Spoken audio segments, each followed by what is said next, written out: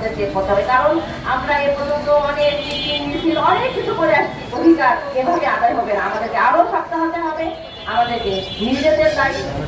এ পর্যায়ে বক্তব্য রাখার জন্য অনুরোধ করছি প্রবীণ চক্রবর্তী। ন্যূনতম মর্যাদার জায়গায় আত্মপক্ষ নিয়ে আসতে পারি না। এর জন্য জনগোষ্ঠী নারী, এই নারী জনগোষ্ঠীকে পিছিয়ে রেখে আমাদের ব্যাপকভাবে প্রভাব পড়বে। এই প্রভাবে এই রাষ্ট্রীয় পরিকল্পনায় নারীদেরকে বিভিন্ন জায়গায় বিভিন্নভাবে যাতে আমরা তুলে ধরতে পারি।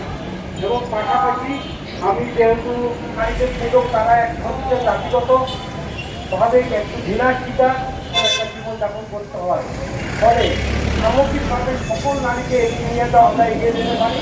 এই প্রত্যাশা রেখে সবাইকে ধন্যবাদ জানিয়ে শেষ করছি। সম্মানিত উপস্থিতি, 8 মার্চ আপনি ওয়েব দুর্বার নেটওয়ার্ক এবং নারী পক্ষ কর্তৃক সভাপতি উপস্থিত সকল সংগঠনের নেতৃবৃন্দ সবাইকে জানাই প্রতিবাদে আমরা প্রতিবার একটি করে নতুন প্রতিপাদ্য বিষয় দেখি।